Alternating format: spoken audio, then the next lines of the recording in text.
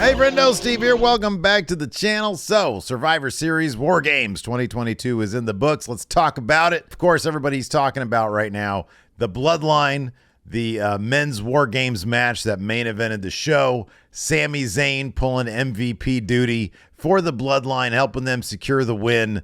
First off, by preventing the pinfall that Kevin Owens almost had on Roman Reigns after Roman got dropped with a stunner. And then giving the big low blow and haluva kick to Kevin Owens.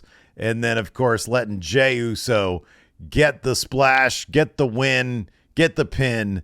And he got a hug, not just from the tribal chief, but from Jey Uso himself. Honestly, it was a marvelous piece of storytelling. I really enjoyed it. I thought it was great. And it sets up an even more devastating fall for Sami Zayn, who at this point has done everything conceivable, everything possible to prove his worth, to prove his loyalty to the Bloodline, and it's not gonna be enough. Now, I've seen a lot of different takes, be it I posted a little clip of the Going in Raw podcast review where I talk about what I think is going to happen with Sami. I expect the Bloodline to turn on Sami pretty soon. There's a lot of other takes out there, people thinking that Sami's going to cost Roman the titles, people thinking that Jey is going to turn on Sami, that Sami's going to mess up in some way, shape, or form, and that'll lead to the Bloodline turning on him. I don't think any of that stuff's going to happen. I think the Bloodline, in order to maximize them being the bad guys here, are going to turn on Sami for no solid reason, for nothing Sami did. Or rather, something Sami did at War Games is going to be kind of the reason why they turned on him. Let me explain. So when Sami turned on Kevin Owens, gave him the low blow, the haluva kick, and opened the door for Jey Uso to get that win, you got to think Roman Reigns is thinking, well, hold on a second. Kevin Owens is like the closest thing Sami has in WWE to having family. And he just turned on him. Which means the next time something comes around that Sami wants to pledge his loyalty over the Bloodline, he will, in fact, turn on us. Now, I know Kevin Owens has turned on Sami plenty of times, but Kevin Owens himself says, you know what? He's the closest thing I've had to a brother, and Sami's admitted as such in the past as well. They are connected at the hip. And so I think that the Bloodline is not going to, Sami's done everything right. And that's sort of the point of the turn. Sami's done everything right. That makes the turn more devastating when the Bloodline finally jumps Sami out, which could happen soon. I don't know when. I don't think it's going to be this Friday on SmackDown because they're on FS1 again. They better not do it at FS1. Maybe it'll be at the Rumble. I don't know. I get the feeling it's going to be on TV at some point between now and the Rumble. The Bloodline's going to turn on Sami, and Sami's done everything in his power to prove his loyalty to them, and that's what's going to make his fall all the more devastating. It's not going to be because of some screw up on Sami's part. He's not going to cost anybody anything. In fact, he's helping them, and that's the point.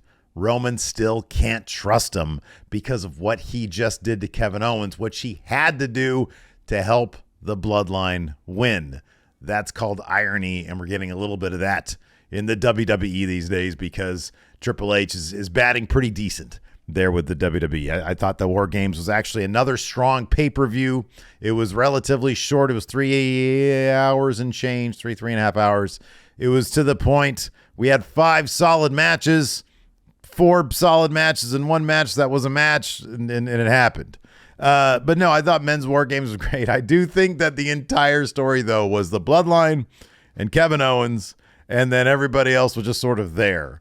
There was plenty of physicality between everybody. Everybody did the 10 beats of the Bowen thing. But like the Brawling Brutes and Drew McIntyre, they were just sort of there to witness the actual story go down with the Bloodline and Kevin Owens. Those are the major players to look at coming up now that we're heading into Royal Rumble season, which of course is basically WrestleMania season. So I thought men's War Games was a fine match. Were the other 4 participants in War Games overshadowed by everything? Yes, they were. But I thought they all had strong showings. I thought what looked like it was going to be Sheamus versus Roman Reigns heading into the Royal Rumble might happen sooner than that, maybe on TV. I know Roman doesn't do a lot of TV matches, but it feels like they're really going to go strong on the Kevin Owens thing. Maybe at Elimination Chamber we'll get Sheamus. I don't know. So anyways, I thought men's war games were really good. Women's war games, it kicked off the show.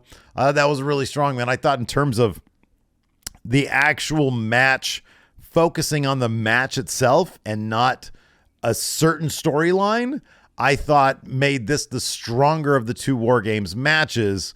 It was a little bit messy, but I thought it had more big spots, more big moments. The storytelling, obviously, because of the bloodline stuff being so strong, obviously wasn't as much, but it did set some things up. For example, if we don't get, I honestly think WWE should pull the trigger on a women's mid-card title and just let Asuka and Io endlessly feud over that, because I think that's a WrestleMania match that a lot of people would want to see. Another thing that I think might have been set up, Bayley versus Becky Lynch. Of course, Becky Lynch got the win after doing like she jumped off the top of the cage onto the Damage Control tag team of Io Sky and Dakota Kai, and she put him through a table, got the win after Bianca hit a KOD into the cage wall on Bayley, and then Becky and Bayley before that, they were going at it. So I'm kind of wondering if maybe they're going to set up potentially if they have Rhea Ripley go after Bianca Belair for the women's title, for the Raw women's title. Ronda Rousey, I don't know who she could take on. But what if they do a 4 horsewomen fatal 4-way now? You know, there's been some missed opportunities in the past with WWE. We never got like a WrestleMania Shield triple threat. And I think a fatal 4-way with the 4 horsewomen is something they need to pull the trigger on now. Because who knows if a year from now or a year from, next year's WrestleMania, I'm sorry, the 2024 Mania, if half the horsewomen are going to be there. Sasha Banks always seems to have 1 foot in, 1 foot out. Becky Lynch, I imagine she'll probably be there for a while. Charlotte Flair seems to be taking an extended vacation right now. So you want to sort of strike while everybody's around, because it's going to be a real shame if the only real fatal 4-way we got with them, I believe, was in NXT, unless I'm wrong about that. I think that's the case. So I don't know if that little interaction between Becky and Bayley was just part of their never-ending feud, or if it might mean that they're going to go further on with them, because a fatal 4-way with the horsewomen might be something that they would consider above titles, like a special attraction deal, so you can keep the title on Bianca. She can face off with like a Rhea Ripley, and then Ronda Rousey can have, I don't know who else. I don't even know who's on SmackDown now that I think about it. So yeah, I thought Women's War Games was a lot of fun. A lot of people had really, really good performances there. I thought that was a really good match. We had battle of the first 2 Bullet Club leaders, Finn Balor and AJ Styles, 2 guys who led Bullet Club. Finn Balor, AJ Styles, Michael Cole in commentary is going crazy, talking about Apollo 55, talking about IWGP Junior Heavyweight title, talking about Bullet Club. I thought this was a lot of fun. This match was very different from the first match we saw from them years ago when everybody got sick and they had to have that impromptu match. They were doing each other's shit. We saw Finn Balor attempt a Styles clash. Thought that was pretty cool. And then AJ Styles ended up getting the win here after everybody else, the OC and Judgment Day, all sort of fought amongst themselves. I think this feud can probably just keep on going, to be honest with you. I think there's still a lot you can mine out of Judgment Day and OC, including additional singles matches between these two. You can do stipulation matches. You could do, I think it'd be cool if tomorrow night on Raw, tonight on Raw, because it's going up on Monday, they did like a Survivor Series elimination type match with Judgment Day and the OC. I think that could be a lot of fun, because we didn't get one of those Survivor Series. Why not do it at the Raw after Survivor Series? Who knows if they're going to do it? I don't know. But I think it'd be a cool idea. Maybe they could do it next Monday if they're like watching this video and they're like, hey, that's a good idea, Steve. Anyways, so no, that was a cool match. AJ Styles got the win on Finn Balor. We had the U.S. title triple threat match. This one I felt was up in the air going into it.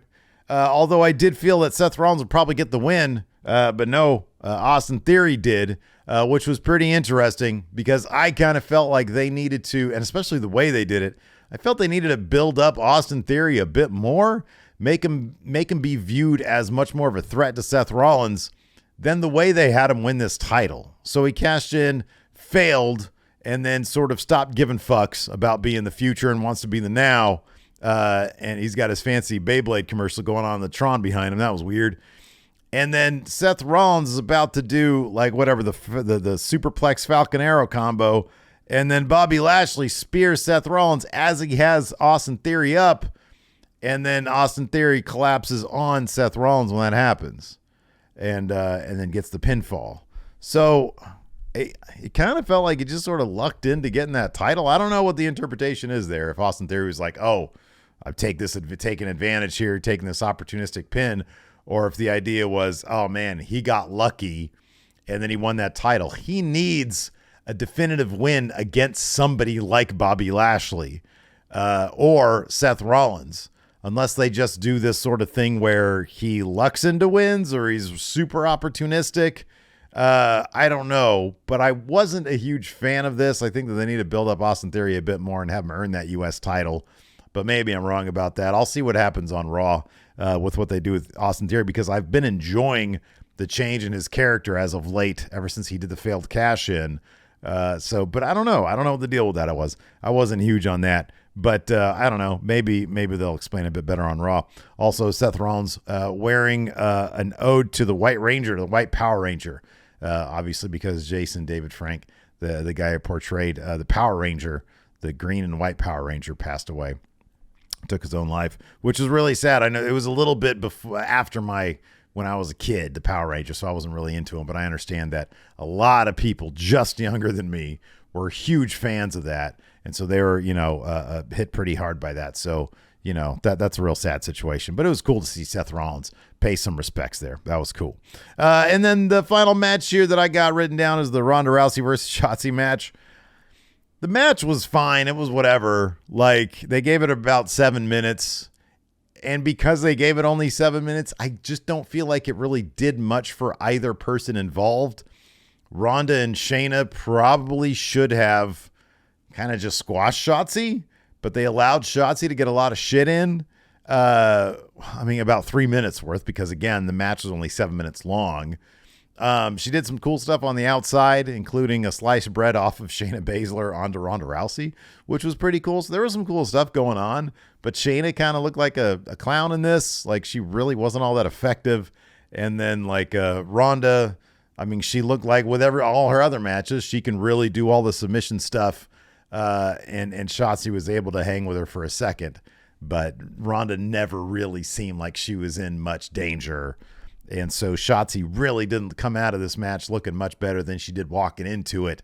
So you got to ask yourself kind of what was the point beyond just sort of showing people, hey, Shotzi can be a title contender, but then you give her a 7-minute match and she didn't even come close to winning. So I don't know. The match was just sort of there. It was fine. It was whatever. So yeah, anyways. I don't know. What do you guys think about Survivor Series? You like it? Yay, nay, thumbs up, thumbs down. Let me know in the comments below. What was your favorite match? What was up with the Austin Theory thing? What's your take on that? Do you think that that was an opportunistic win for him? Or do you think that he just sort of lucked into the spear being hit and then he happened to be on Seth Rollins? What was your interpretation of it? Let me know in the comments below. Thanks everybody for tuning in. I appreciate it. Hit that thumbs up, hit that subscribe button. We got some fun stuff coming up this week. We got a QA video coming up tomorrow and then a reaction video. I don't know what I'm reacting to. I'm reacting to something. So check that out on Wednesday. Thanks for watching, everybody. Till next time. We'll talk to you later. Go check out this video right here. It's a good one. I don't know what it is. I just say this and then I do it later.